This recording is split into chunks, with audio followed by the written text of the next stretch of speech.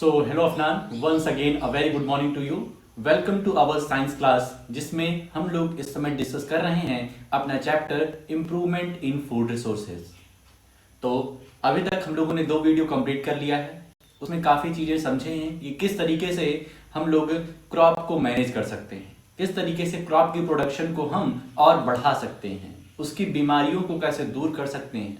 ठीक है, ऐसे कौन से बीज हमें हमें सो करना पड़ेगा जिससे हमारी पैदावार अच्छी हो। ठीक है, तो ये सारी चीज़ें हम लोग देखे हैं। आज उसी चैप्टर को आगे की तरफ बढ़ाते हैं। ठीक है, तो कंसंट्रेट होकर के समझिए, वीडियो को अच्छे से देखिए और एंजॉय करिए। तो चलते हैं अपने पीपीटी की तरफ और पहले देखते हैं आज हमें कौन कौन से टॉपिक कवर करने हैं अपने इस वीडियो में। ये रहा अपना chapter number 12, improvement in food resources. तो अभी तक हम लोगों ने क्रॉप प्रोडक्शन मैनेजमेंट का लगभग टॉपिक कवर कर लिया है। एक टॉपिक बचा है क्रॉपिंग पैटर्न नाम से, तो उसको कंप्लीट करेंगे और उसके बाद आज के वीडियो का जो मेन टॉपिक होगा वो क्रॉप प्रोटेक्शन मैनेजमेंट और एनिमल हस्बेंड्री में एक टॉपिक लेंगे, कैटल फार्मिंग। ठीक है, छोटे छोटे टॉपिक ही हैं, तो अच्छे से हम लोग का आधे घंटे में ये तीनों टॉपिक जो हैं ये कवर हो जाएंगे। क्रॉपिंग पैटर्न इसका एक हिस्सा है और क्रॉप प्रोटेक्शन मैनेजमेंट ये एक पूरा टॉपिक रहेगा, और फिर एनिमल हस्बेंड्री का कैटल फार्मिंग। ठीक है, तो चलते हैं अपनी एनसीईआरटी की तरफ।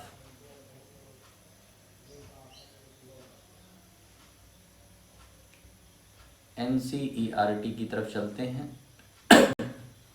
क्रॉपिंग पैटर्न,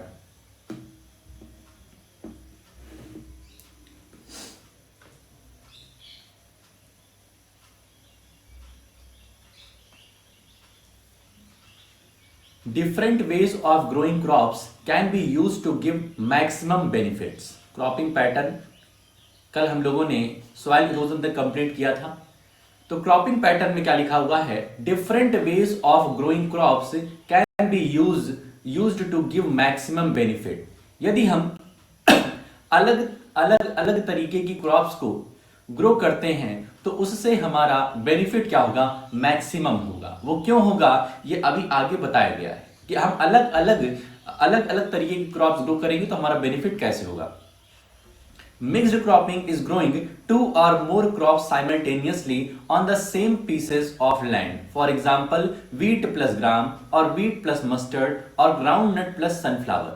कह रहे मिक्स्ड क्रॉपिंग ऐसी फार्मिंग होती है जिसमें 2 या 2 से ज्यादा क्रॉप्स एक ही साथ उगाई जाती हैं। जैसे यहां कुछ एग्जांपल्स लिखा हुआ है। This reduces risk and gives some insurance against failure of one of the crops। कह रहे हैं कि इससे क्या रहता है, एक हमें इंश्योरेंस रहता है, इंश्योर रहते हैं हम लोग कि अगर एक क्रॉप खराब हो जाती है तो दूसरी क्रॉप क्या होगी, अच्छी होगी। तो 2 में से एक क्रॉप हमें मिल जाती है। ठीक है, तो इससे हमारा नुकसान कम होता है। Intercropping is growing 2 or more crops simultaneously on the same field in a definite pattern। Intercropping क्या है, इंटरक्रॉपिंग में क्या है, 2 या 2 से ज्यादा क्रॉप्स हम एक ही समय में ग्रो करते हैं और उनका कुछ पैटर्न होता है। वो पैटर्न कैसे है, a few rows of one crop alternate with a few rows of second crop. For example soybean plus maize और finger millet bajra plus cowpea lobia. The crops are selected such that their nutrient requirement are different.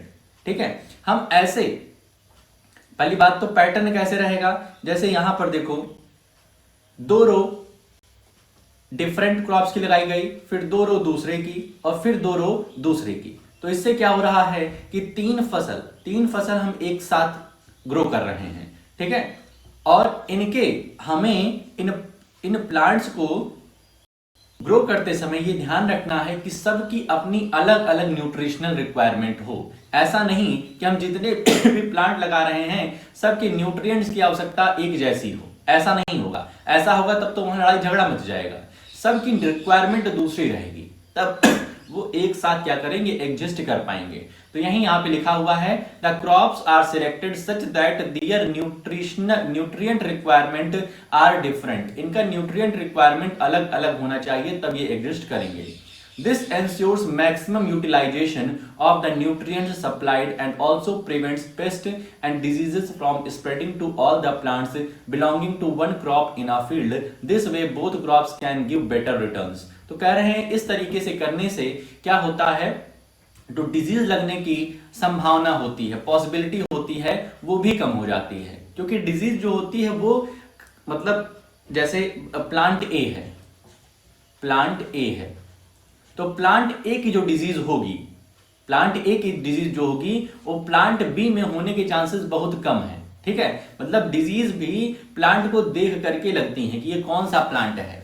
ठीक है, तो इसलिए कह रहे हैं कि ये प्लांट ए है, प्लांट ए इस तरीके से यदि हम क्रॉपिंग पैटर्न करें तो प्लांट ए तीसरी रो के बाद आएगा या चौथी रो के बाद आएगा, तो उससे क्या होगा, जो डिजीज का स्प्रेड होता है, डिजीज जो स्प्रेड होती है उसके चांसेस बहुत कम होते हैं। तो इससे हमें अच्छी खासी क्रॉप्स मिलती है, अच्छा खासा रिटर्न हमें मिलता है। ठीक बात, कितना क्लियर हुआ? The growing of different crops on a piece of land in a pre-plant succession is known as a crop rotation. क्या लिखा हुआ है? क्रॉप रोटेशन की डेफिनेशन है यहां पर, The growing of different crops on a piece of land in a pre-plant succession is known as crop rotation. Succession मतलब होता है एक के बाद एक, मतलब हमने प्री प्लान किया हुआ है कि एक क्रॉप के हो जाने के बाद हमें कौन सी दूसरी क्रॉप लगानी है, दूसरी क्रॉप जब हार्वेस्ट कर ली जाएगी तो तीसरी क्रॉप कौन सी लगानी है। तो ये वाला जो सिस्टम है कि एक क्रॉप ग्रो हो रही है उसके पहले ही हम प्री प्लान कर ली कि इसको हार्वेस्ट होने के बाद यहाँ कौन से प्लांट को ग्रो करेंगे। तो इस तरीके से जो रोटेशन हो रहा है एक क्रॉप के बाद दूसरा, इसी को कहते हैं crop rotation. Depending upon the duration, crop rotation is done for different crop combination. The availability of moisture and irrigation facilities decide the choice of the crop to be cultivated after one harvest.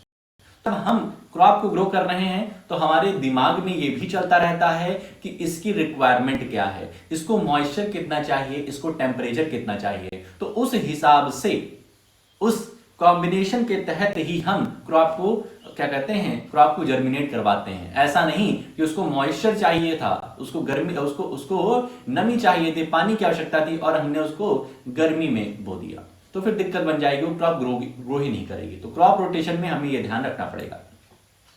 If crop rotation is done properly, then 2 or 3 crops can be grown in a year with good harvest. यदि अच्छे तरीके से हम crop rotation करते हैं तो एक साल में 2 से 3 क्रॉप्स अच्छी तरीके से ग्रो हो सकती है। ठीक बात। अब इसके बाद हमारा ये वाला जो मेन टॉपिक था जिसका नाम था क्रॉप, क्या था और ऊपर आए और ऊपर, crop production management. Crop production management में जो टॉपिक थे, आज उसका लास्ट टॉपिक क्रॉपिंग पैटर्न को कंप्लीट किया। अब आता है क्रॉप प्रोटेक्शन मैनेजमेंट। किस तरीके से क्रॉप प्रोटेक्ट होगा। भाई क्रॉप को प्रोड्यूस तो हमने करा दिया, अब उसको प्रोटेक्ट कैसे करना है, तो किससे प्रोटेक्ट करना पड़ेगा, तो बीमारियों से। Field crops are infested by a large number of weeds. देखो वीड्स क्या होते हैं, अनवांटेड प्लांट। अगर हमारे मेन प्लांट के पास, यहां मेरा मेन प्लांट है और इसके पास कई सारे अनवांटेड प्लांट्स आ जाएंगे तो इसके न्यूट्रिएंट्स ये ले लेंगे, जो मेन प्लांट है उसका न्यूट्रिएंट दूसरा वाला ले लेगा जो अनवांटेड था, तो हमारा प्लांट अच्छे से ग्रो नहीं कर पाएगा, क्रॉप ग्रो नहीं कर पाएगी, हमें नुकसान हो जाएगा। Insect pests and diseases. If weed and pests are not controlled at the appropriate time, then they can damage the crop so much that most of the crop is lost. तो हमारी crop lost हो जाएगी, हमारा जो benefit होना है वो benefit नहीं होगा, हम लॉस में चले जाएंगे। इस वजह से वीड को, पेस्ट को और जितने भी इंसेक्ट्स, डिजीजेस वगैरह हैं उससे अपने प्लांट्स को दूर रखना होगा। Weeds are unwanted plants in the cultivated field. For example, Xanthium. यहां पर कुछ weeds के नाम दिए गए हैं, जैसे Xanthium, Parthenium, Cypernius rotundus, they compete for food space and light. तो ये सब क्या दिए गए थे, वीड के नाम दिए गए हैं जो कि हमारे मेन प्लांट से compete करते हैं न्यूट्रिशनल रिक्वायरमेंट के लिए। Weeds take up nutrients and reduce the growth of the crop. Therefore, removal of weeds from cultivated fields during the early stages of crop growth is essential for a good harvest. यदि हमें अच्छी पैदावार करनी है, crop से benefit कमाना है, तो फिर हमें इन वीड्स को दूर रखना होगा, वीड्स को समय समय पर हटाना पड़ेगा, वरना ये हमारे फूड की मेन क्रॉप की सारी रिक्वायरमेंट्स, सारी न्यूट्रिएंट जो हैं वो ले लेंगे। Generally insect pest attack the plant in 3 ways. कह रहे हैं जनरली आमतौर पर जो हमारे ये पेस्ट होते हैं ये प्लांट्स को 3 वेज में अटैक करते हैं। पहला, they cut the root stem and leaf. ये क्या करते हैं, रूट स्टेम या लीफ को कट कर देते हैं। रूट स्टेम और लीफ मतलब पूरे के पूरे प्लांट को खत्म कर देते हैं। They suck the cell sap. Cell sap क्या होता है, तो लिक्विड प्रेजेंट इन सेल, जो सेल में लिक्विड प्रेजेंट होता है, फ्लूइड प्रेजेंट होता है, उसको सेल सैप कहते हैं। तो ये सक कर लेते हैं, इसको चूस लेते हैं। They suck the cell sap from various parts of the plant and they bore into stem and fruits. Bore मतलब छेद कर देना, तो ये स्टेम और फ्रूट में छेद कर देते हैं। तो 3 तरीके से नुकसान पहुंचा रहे हैं। पहला है रूट स्टेम और लीव्स में, लीव्स को कट कर देते हैं। दूसरा सेल सैप को सक कर लेते हैं different parts of the plant से। और तीसरा है ये स्टेम और फ्रूट में बोर कर देते हैं, उसमें छेद कर देते हैं। They thus affect the health of the crop and reduce yields. और ये इस तरीके से जो पेस्ट हैं, इंसेक्ट है, ये हमारी पैदावार को कम कर देते हैं, क्रॉप्स से जो बेनिफिट होने वाला रहता है उसको रिड्यूस कर देते हैं। Diseases in plants are caused by pathogens such as bacteria. अब पैथोजेंस की बात कर रहे हैं, ये तो बात हो गई पेस्ट की, इसके ऊपर बात हुई थी वीड्स की। तो इन सबको कैसे हमें दूर रखना है, इन्हीं से बचना है, बचाना है अपने क्रॉप्स को। अब तो डिजीज की बात कर रहे हैं, तो disease in plants are caused by pathogens such as bacteria, fungi and viruses. These pathogens can be present in and transmitted through the soil, water and air. ये सॉयल, ये जो पैथोजेंस हैं, बैक्टीरिया, फंगी और viruses, ये soil, water और air के through transmit हो जाते हैं हमारे प्लांट में और फिर प्लांट को नुकसान पहुंचाते हैं, उसकी यील्ड को कम करते हैं। Weeds, insects and diseases can be controlled by various methods. अब बहुत सारे मेथड्स हैं जिससे हम इनको कंट्रोल कर सकते हैं। One of the most commonly used methods is the use of pesticides, which include herbicide, insecticides and fungicides. कह रहे हैं पेस्टिसाइड्स का यूज करके, नाम से ही क्लियर हो रहा है पेस्टिसाइड्स मतलब पेस्ट को ये दूर करेगा। और इसके अंदर इंक्लूड रहता है हर्बिसाइड्स, इंसेक्टिसाइड्स और फंगिसाइड्स, मतलब ये केमिकल के रूप में है जो कि इन बीमारियों से, इन लोगों से दूर करेगा हमारे क्रॉप को। These chemicals are sprayed on crop plants or used for treating seeds and soil. However, excessive use of these chemicals create problems since they can be poisonous to many plant and animal species and cause environmental pollution. कह रहे हैं ये भी ध्यान रखना है, pesticides का हमें विद केयर इस्तेमाल करना है। ये नहीं कि बहुत ज्यादा पेस्टिसाइड्स हमने डाल दिया, वो हमारे क्रॉप्स को नुकसान पहुंचा दिया, वो वहां के रहने वाले एनिमल्स जो उसको ईट करते हैं उनको नुकसान पहुंचा दिया। ठीक है, तो मतलब हमें कंट्रोल्ड वे में पेस्टिसाइड्स, इंसेक्टिसाइड्स, फंजीसाइड्स का यूज करना है। बस इतना ही यूज करना है कि ये हमारे जो ये क्रॉप्स के जो दुश्मन हैं उनसे दूर रहे, ऐसा नहीं कि क्रॉप्स को ही नुकसान पहुंच जाए। Weed control method, weed clear है ना, unwanted plants. Weed control methods also include mechanical removal, preventive methods such as proper seed bed preparation, timely sowing of crops, intercropping and crop rotation also help in weed control. अब weed को control कैसे करेंगे, तो कह रहे हैं mechanical removal. ठीक है, हम अपने हाथों से रिमूव कर सकते हैं। प्रिवेंटिव मेथड्स कैसे हैं, तो bed preparation, seed bed preparation, मतलब जो हम सीड ग्रो कर रहे हैं वो हमें ध्यान देना है कि किस तरीके से हम सीड कितनी दूरी पे लगा रहे हैं। ठीक है, तो प्रॉपर जगह होनी चाहिए सीड को सो करते समय। और आगे क्या है, timely sowing of crops, timely हमें क्रॉप्स को ग्रो कराना है। रोटेशन ऑफ क्रॉप्स, इंटरक्रॉपिंग, ये सारे चीजों को यूज करना है जिससे वीड्स क्या रहे, कंट्रोल में रहें। Some other preventive measures against pest are the use of resistant varieties. अब रेजिस्टेंट वेराइटीज क्या है, तो ऐसे क्रॉप्स हमें यूज करने हैं जो बीमारियों के प्रति रेजिस्टेंट रहें। रेजिस्टेंट मतलब वो बीमारी, मतलब उनको बीमारी छू ना पाए, ठीक है। तो रेजिस्टेंट वेराइटीज के हमें सीड्स यूज करने हैं। Summer ploughing in which fields are ploughed deep in summer to destroy weeds and pest. पहली बात तो रेजिस्टेंट वेराइटीज के हमें सीड्स यूज करने हैं, और दूसरा समर में प्लॉविंग करनी है। समर में हमें खेत को जुतवाना है, तो उससे क्या होगा, जब हम समर में खेत को जुतवाते हैं तो उससे जो हमारा फील्ड होता है वो डीपली प्लोड होता है, ठीक है। और अंदर अंदर जितने भी पेस्ट हैं, जितने भी वीड्स ग्रो हो रहे हैं, उनको वो क्या करता है, नष्ट कर देता है, डिस्ट्रॉय कर देता है। तो इस तरीके से अब आ जाता है क्वेश्चन, इसको कर लेना भाई, ठीक है। एक्टिविटी 12.1 पढ़ लेना। इसके बाद आता है स्टोरेज ऑफ ग्रेन्स। ग्रेन्स को स्टोर करना है। भाई साहब, हमने क्रॉप अच्छे से ग्रो किया, उससे ग्रेन को निकाल लिया, बहुत सारे ग्रेन्स हैं, उस स्टोर करने के लिए हमें बहुत ध्यान से उसको स्टोर करना पड़ेगा। ऐसा नहीं स्टोर हमने किया, वहां पर फिर चूहे मौज उड़ा रहे हैं या फिर वो सड़ गया, ठीक है, तो उसका ध्यान हमें रखना है। तो स्टोरेज ऑफ ग्रेन्स कैसे करना है, storage loses in agricultural produce can be very high. Factors responsible for such losses are biotic, insects, rodents, fungi, mites, and bacteria, and abiotic. जाओ go.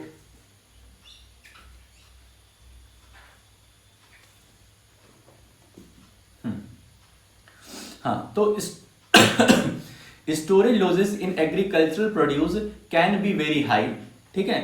कह रहे हैं स्टोरेज की वजह से, स्टोरेज की कमी होने की वजह से हम ग्रेन्स को लूज कर सकते हैं बहुत ही बड़ी मात्रा में, ठीक है।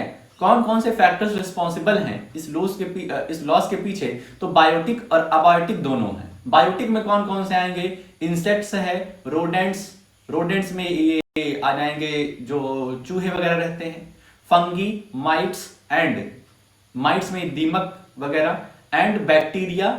अबायोटिक में inappropriate moisture and temperature in the place of storage. इसीलिए कहते हैं जब भी स्टोर करो किसी चीज को तो एयर टाइट डिब्बे में, मतलब अंदर एयर आ जा ना सके, क्योंकि अंदर एयर जाएगी तो मॉइस्चर को लेके जाएगी, और मॉइस्चर बड़ा खतरनाक है हमारे ग्रेन्स के लिए, यदि हमने ग्रेन्स को स्टोर करके रखा है। This factor causes degradation in quality.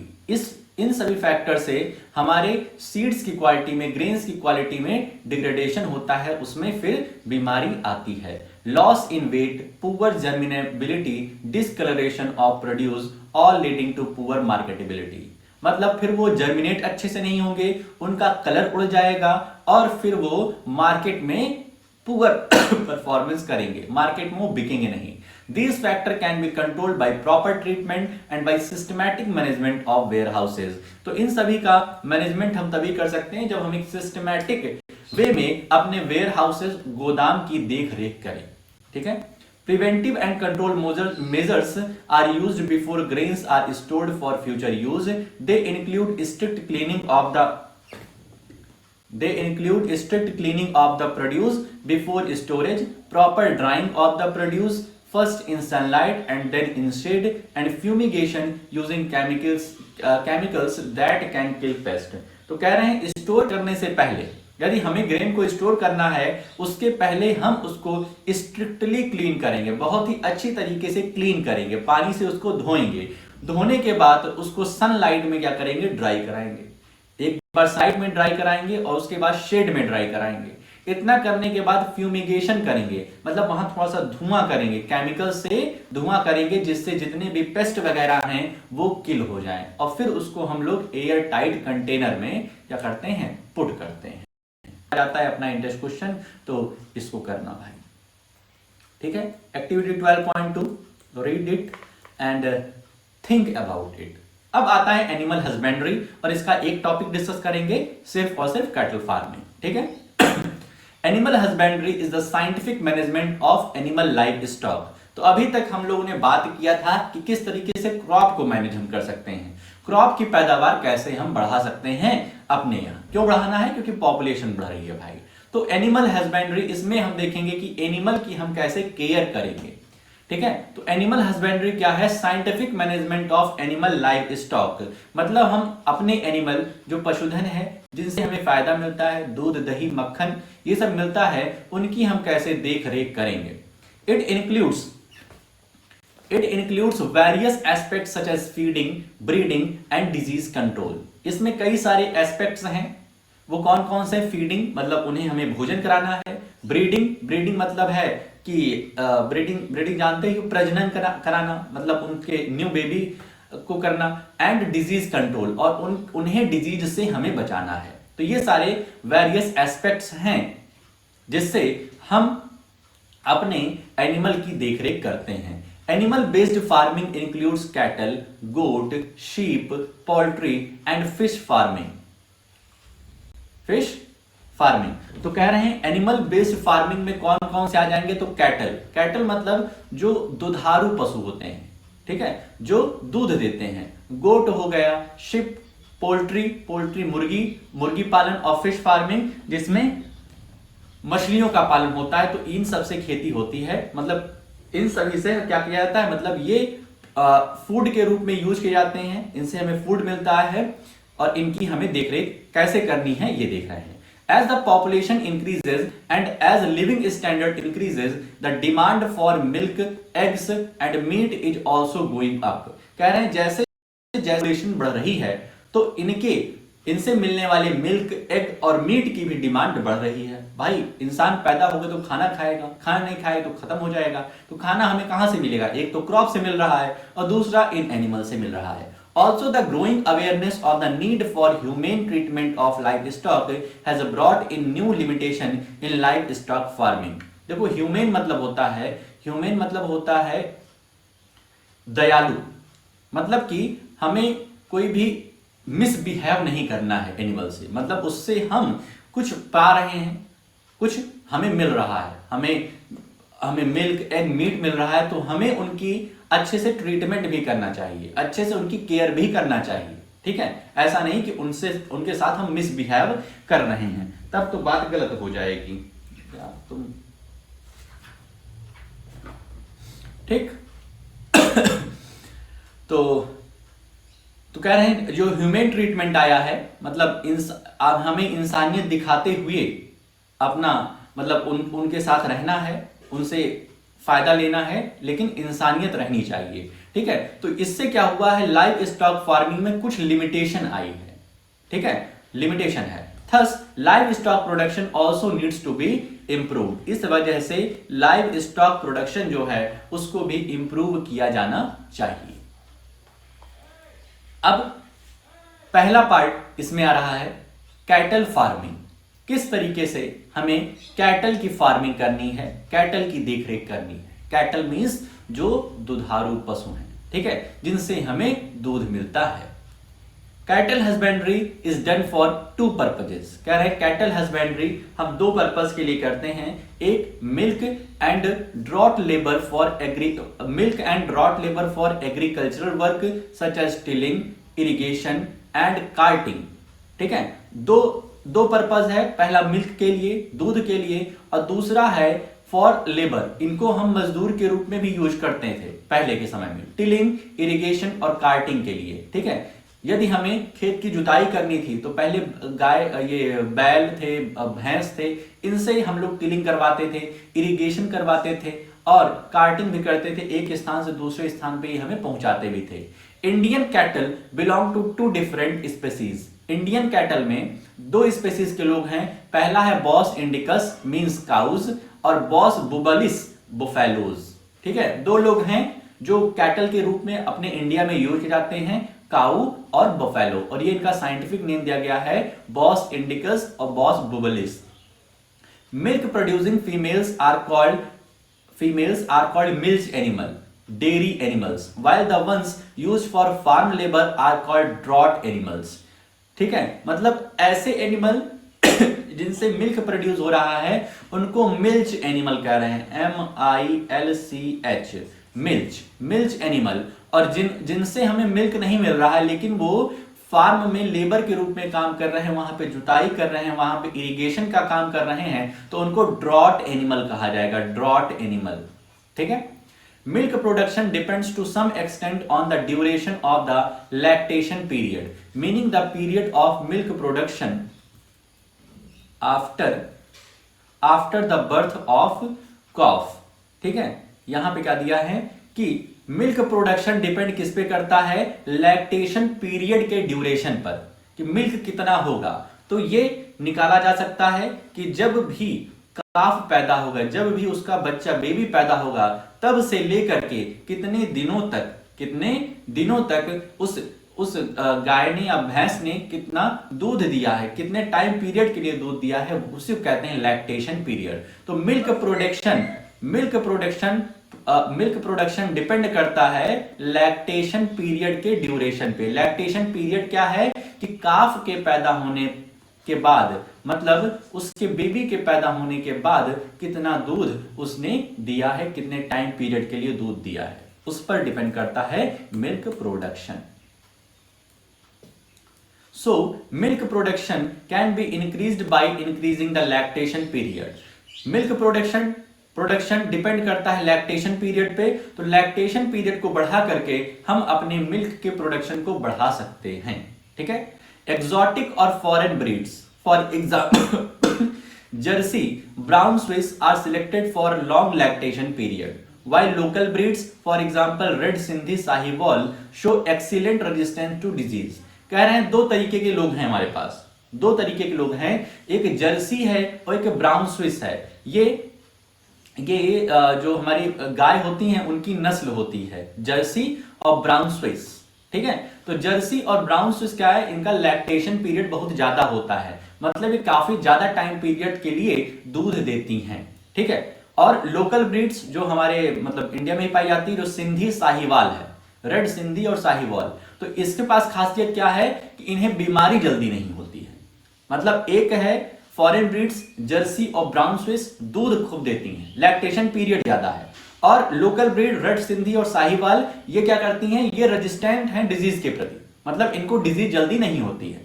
तो अब हमें तो एक ऐसी ब्रीड चाहिए, एक ऐसी नस्ल चाहिए जिसको बीमारी भी ना हो और जो ज्यादा दूध भी दे। तो क्या करा देंगे हम, क्रॉसिंग करा देंगे। The two can be cross bred to get animals with both the desired qualities. हमको दोनों क्वालिटी चाहिए तो दोनों की क्या करा देंगे, ब्रीडिंग हो जाएगी। और ब्रीडिंग होने पे जो नया बेबी होगा, नया काफ होगा, उसके पास लैक्टेशन पीरियड भी ज्यादा होगा, और वो डिजीज के प्रति भी रेजिस्टेंट रहेगी। ठीक है। तो इस तरीके से काम होगा। वापस से अपना आ जाता है इन टेस्ट क्वेश्चन। ठीक है। थोड़ा सा टॉपिक और बचा हुआ है, पूरा कंसंट्रेशन बना के रखिए। एक्टिविटी 12.3 रीड करना, थिंक करना और शाम को बताना क्या मतलब है। Proper cleaning and shelter facilities for cows and buffaloes are required for humane farming. कह रहे हैं फिर से देखो, ह्यूमेन फार्मिंग आया है। ह्यूमेन फार्मिंग मतलब कि हमें इंसानियत दिखाते हुए काम करना है, इनसे हमें बहुत सारी चीजें मिल रही, तो इनकी केयर करनी चाहिए, इन पर हमें क्या करता है, दयावान रहना चाहिए। ठीक है। तो इनकी हमें प्रॉपर क्लीनिंग करनी चाहिए, शेल्टर फैसिलिटी जहां रहते हैं उसको अच्छे से रखना चाहिए, जैसे इनको बीमारी वगैरह ज्यादा ना हो। For the health of the animals and for production of clean milk as well. Animal require regular brushing to remove dirt and loose hair.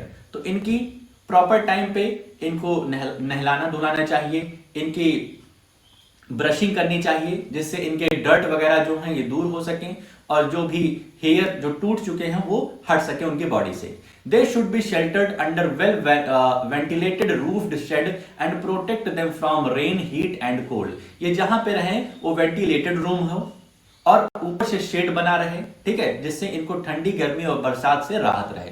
The floor of the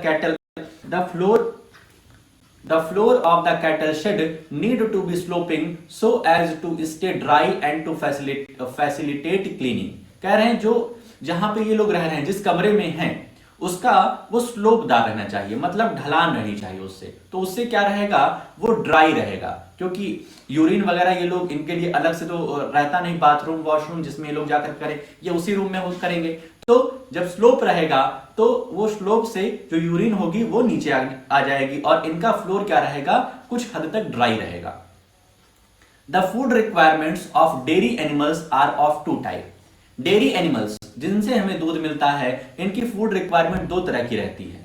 maintenance requirement which is the food required to support the animal to live a healthy life.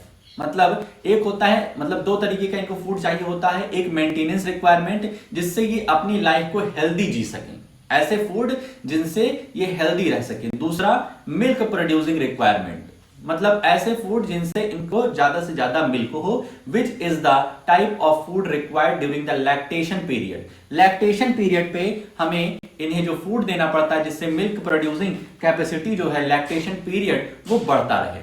Animal feed includes, अब animal कौन कौन से food खाते हैं, कौन कौन से food consume करते हैं। तो पहला है roughage which is largely fibre. Roughage जिनमें ज्यादातर क्या है, फाइबर है। And concentrates which are low in fiber and contain relatively high level of protein and other nutrients। मतलब दो तरीके का फूड है इनका। एक रफेज जिसमें ज्यादातर मात्रा है फाइबर की, और दूसरा है कंसंट्रेट्स जिसमें फाइबर तो लो है लेकिन प्रोटीन और अलग अलग तरीके का जो न्यूट्रिएंट्स है वो उसमें प्रेजेंट है। तो इनमें इनकी बॉडी में फुल जो न्यूट्रिएंट्स की रिक्वायरमेंट है वो फुलफिल हो सकेगी। Cattle need balanced rations containing all nutrient in proportionate amounts. Besides such nutritious food material, certain feed additives containing micronutrients promote the health and milk output of dairy animals। ठीक है, तो हमें ध्यान रखना चाहिए कि इनके शरीर में प्रॉपर न्यूट्रिएंट्स का प्रॉपर रेशियो पहुंचता रहे। ठीक है, जैसे इनको कोई कमी ना हो सके, कोई बीमारी ना हो सके, और इनके जो डेयरी प्रोडक्ट्स हैं, दूध दही मक्खन है, वो अच्छी तरीके से हमें मिल सके, तो इनकी केयर हमें करनी चाहिए। Cattle suffers from a number of diseases. The diseases besides causing death,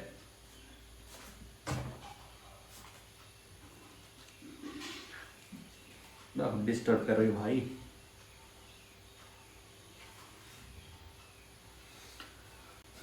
Cattle suffers from a number of diseases.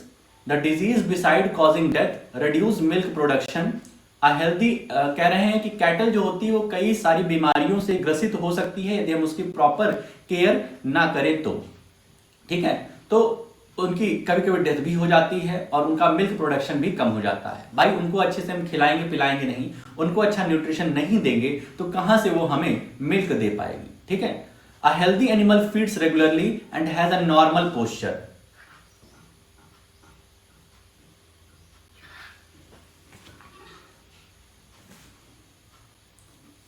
Healthy animal feeds regularly. जो हेल्दी एनिमल्स होता है तो उन्हें हमें रेगुलरली फीड करना चाहिए। The parasites of cattle may be both external parasite and internal parasites. तो वो पैरासाइट्स क्या होते हैं, जो कि दूसरी की बॉडी पर रहते हैं और उससे फूड इंटेक करते हैं, अपना फूड बनाते नहीं हैं। वो किसी भी जैसे प्लांट पे लग जाएंगे, एनिमल पे लग जाएंगे और उसी का फूड सक करेंगे। ठीक है, तो इनके जो पैरासाइट होते हैं इंटरनल एक्सटर्नल दोनों होते हैं। The external parasites live on the skin and mainly causes skin diseases। जो एक्सटर्नल पैरासाइट्स हैं वो स्किन पर ही चिपके रहते हैं, वो हम देख नहीं पाएंगे, तो उनकी हम अच्छे से उनको रोज नहलाएंगे धुलाएंगे नहीं तो पैरासाइट्स उनकी स्किन पर चिपके रहेंगे और स्किन डिजीज का कारण बनेंगे आगे। The internal parasites like worms affect stomach and intestine while flukes damage the liver। कह रहे हैं यदि इंटरनल पैरासाइट्स है तो वो तो और खतरनाक हो गया है, वो इनके स्टोमक को इफेक्ट करेगा, इंटेस्टाइन को, जो इनकी नलियां हैं, लार्ज इंटेस्टाइन स्मॉल इंटेस्टाइन, उसको ये इफेक्ट करेगा। और जो फ्लूक्स होता है ये भी एक प्रकार का पैरासाइट है जो कि पूरे के पूरे लीवर को ही डैमेज कर देगा।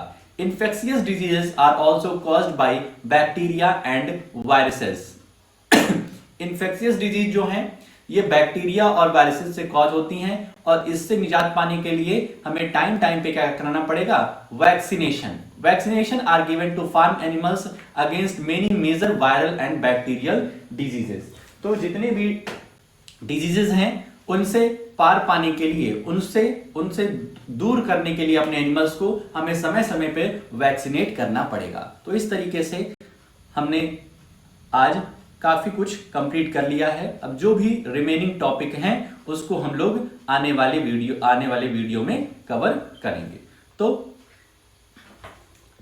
अब तुम्हारा काम क्या रहेगा कि आज जितनी भी चीजें पढ़ाए हैं उसकी अच्छी से एक रीडिंग कर लेना, और एक्टिविटी इंटेस्ट क्वेश्चन अपनी कॉपी में, एक्टिविटी तो पढ़ करके समझ करके आंसर मन में सोचे रहना और शाम को बता देना। इंटेस्ट क्वेश्चन जितने भी हैं, आज थोड़ा ज्यादा इंटेस्ट क्वेश्चन हैं, उन सबको अपनी कॉपी में करके समय से हमें व्हाट्सएप कर देना। तो आज के इस वीडियो में हम लोग इतना ही रखते हैं, मिलते हैं नेक्स्ट वीडियो में। ओके।